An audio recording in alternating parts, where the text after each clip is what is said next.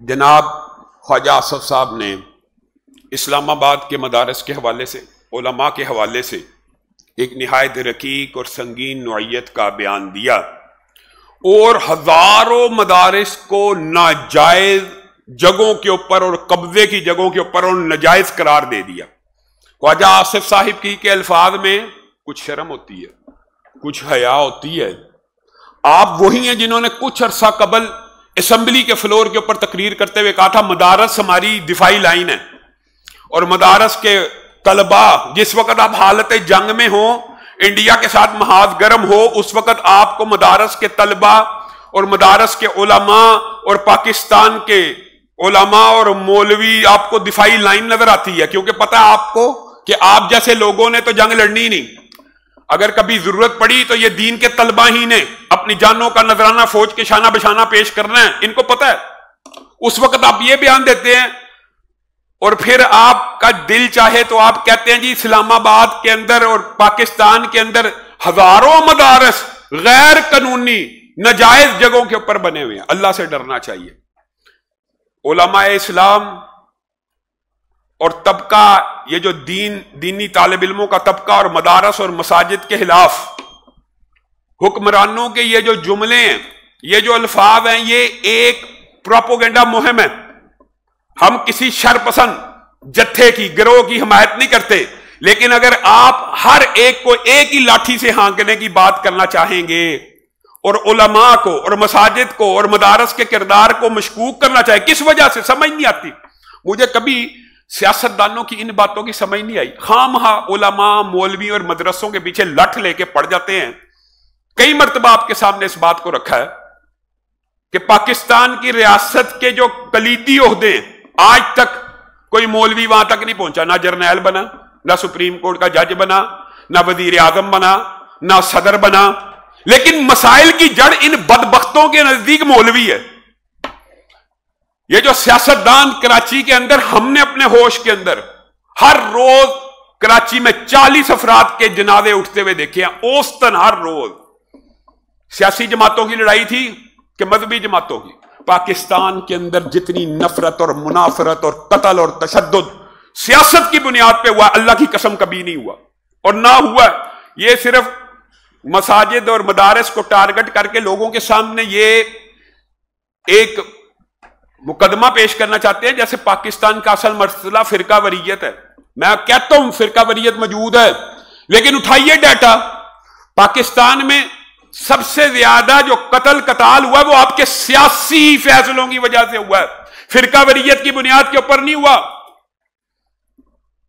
ایک دوسرے کے اوپر آپ کا دل چاہتا ہے کہ آپ سب کو اب موقع آیا ہے یا کوئی ایسی صورتحال بن رہی ہے تو سب کو ایک لاٹھی، وہ دوسرے رانا ثناء اللہ خان صاحب اٹھ ہوئے جی مفتی تقی عثمانی صاحب نے جو بیان دیا ہے وہ اصل میں ان کے اوپر طنز کر رہا ہے۔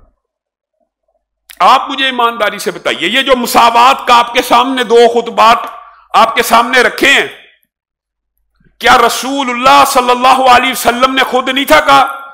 بنو مخزوم کی فاطمہ نامی عورت نے چوری کی، آپ کے پاس سفارشیوں کو بھیجا گیا، آپ کے قریبی ترین لوگوں کو۔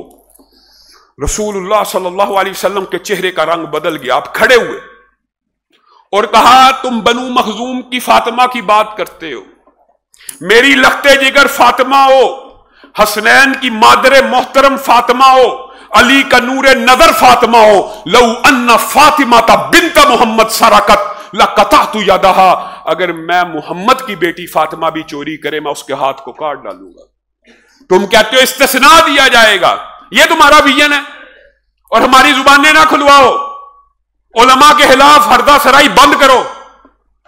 ہم گواہ ہیں شہباز شریف کی اس تقریر کے بھی، لاڑکانہ، لاہور، فلاں فلاں کی گلیوں میں اگر زرداری صاحب کو نہ گھسیٹا، میرا نام شہباز شریف نہیں، بتائیے آپ کا کیا نام رکھا جائے؟ اسی زرداری صاحب کو آپ نے 10%، آپ نے کمیشن مافیا، آپ نے اس کے خلاف مقدمے درج کیے اور آج آپ اس کے حق میں استثناء کی ترمیم منظور کر رہے ہیں۔ اللہ کی قسم خلاف قرآن و سنت ہے، غیر شرعی ہے، غیر آئینی ہے، اور پاکستان میں سپریم لا قرآن و سنت ہے، اور قرآن و سنت کے خلاف ہر ایسی ترمیم بوگس ہے، جعلی ہے، اور وقت آئے گا بدل جائے گی۔ آپ کہاں کھڑے ہیں؟ آپ مفتی تقی عثمانی صاحب کو کہہ رہے ہیں،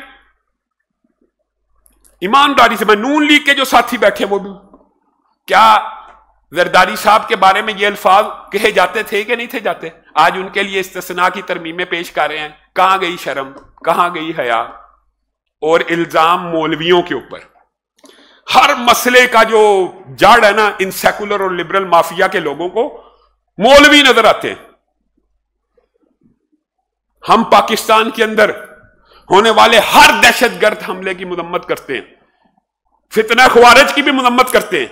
اور یہ جو موضوع آپ کے سامنے پہلے خطبے میں رکھا ہے، یہ جو خوارج کی پوری تحریک ہے، اس کے اندر بھی تقوی کا زوم تھا، تقوی کا زوم تھا. ایسے بدبخت لوگ تھے، ان میں سے ایک شخص رسول اللہ کے سامنے آ کے پیش ہوا اور کہنے لگا اللہ سے ڈر جا اور مال کو صحیح معنوں میں تقسیم کر. تو رسول اللہ نے کہا تھا اگر میں محمد انصاف سے تقسیم نہیں کرتا تو کون کرے گا؟ یہ نیکی کا دوم. یہ ایسے بدبخت تھے، انہوں نے صحابہ کے اوپر کفر کے فتوے لگائے. ایسے ہر فتنے کے خلاف ہم فوج کے ساتھ ہیں. اسلام آباد کا دہشت گرد حملہ ہو، لیکن ہمارے کچھ مطالبات بھی ہیں. آپ ہر ایک کو ایک ہی لاٹھی سے آنگنا چاہتے ہیں. ہم نہیں چاہتے کہ پاکستان اور افغانستان کے درمیان جنگ ہو. ہمارا مطالبہ ہے کہ مذاکرات کی ٹیبل کے اوپر مسئلے کو حل کیا جائے. اس کی وجہ یہ ہے کہ آپ ہندوستان کے ساتھ لڑے تھے، پوری قوم آپ کے ساتھ لڑی ہے. آپ وہ تصویروں کے عینی شاہد ہیں کہ نوجوانوں نے فوج کے ساتھ اپنی ٹوٹی ہوئی گنوں کے ساتھ تصویریں بنی ہیں، ڈرونوں کو پھینکنے کی کوشش کی ہے. آپ کے شانہ بشانہ لڑے ہیں پاکستان کی عوام. یہ عالمی قوتیں، عالمی سازش کے مراکز آپ دو مسلمان بھائیوں کو آپس میں لڑا کے انڈیا تو چاہتا ہی یہ ہے کہ آپ افغانستان کے ساتھ لڑیں. فتنہ خوارج کی بات نہیں کر رہا، لیکن خواجہ آصف صاحب کے بیانات افغانستان کے معاملے میں بھی غیر ذمہ دارانہ ہیں، جلد بازی کا شکار ہے. مذاکرات کا ایک وقت ہوتا ہے، مذاکرات کرنے چاہیے. آخری وقت تک مذاکرات کو اور ٹیبل ٹاک کو وقت دینا چاہیے، دینا چاہیے، دینا چاہیے، دینا چاہیے. پھر جب جنگ مسلط ہو جائے وہ تو لڑنی پڑتی ہے. لیکن آپ آگے بڑھ بڑھ کر جس طرح کے بیانات دے رہے ہیں، آپ یہ سمجھتے ہیں کہ جس طرح انڈیا کے ساتھ معاملہ تھا وہی افغانستان کے ساتھ نہیں. ان کے ساتھ ہمارا اسلام کا رشتہ موجود ہے، آپ کو یہی علم نہیں. میں ان باتوں کے اوپر بھی کچھ نہیں کہتا. ٹھیک ہے، جو آپ کہتے رہے جی احسان فرمو جی 40 سال پالا، ہم نے پالا ہے. آپ حکمرانوں نے فیصلے کیے، آپ نے ان کے لیے سرحدیں کھولی، آپ ان کو پاکستان میں لے کے آئے. عوام کا قصور ہے؟ بتائیے، ہمارا قصور ہے؟ آپ کے وہ فیصلے، آپ اپنے فیصلوں کے اوپر ندامت اور اپنے فیصلوں پہ نادم ہونے کی بجائے کبھی جہاد افغانستان کو برا بلا کہنا شروع کر دیتے ہیں. جہاد افغانستان کی وجہ سے جی بیڑا گرک ہوا. اندازہ لگائیں جن چیزوں کی برکت کی وجہ سے کوئی پاکستان کی دنیا میں عزت اور وقار بنی کہ دنیا کی سپر پاور کو افغانستان کے میدان میں شکست دی ہے پاکستان نے. یہ قابل عزت بات ہے کہ قابل شرم بات ہے؟ جو باتیں کچھ قابل عزت رہ گئی ہیں، خواجہ آصف چاہتا ہے ان کے اوپر بھی مٹی ڈال دی جائے. پاکستان ایٹمی طاقت بنا تو جہاد فی سبیل اللہ کی سوچ اور تھنکنگ رکھنے کی وجہ سے اور نظریے کی وجہ سے ہندوستان کا دفاع بھی تھا. ہندوستان سے دفاع کرنا بھی مطلوب اور مقصود تھا. اللہ رب العزت جو کہا گیا، جو سنا گیا، اس کو سمجھنے کی توفیق عنایت فرمائے.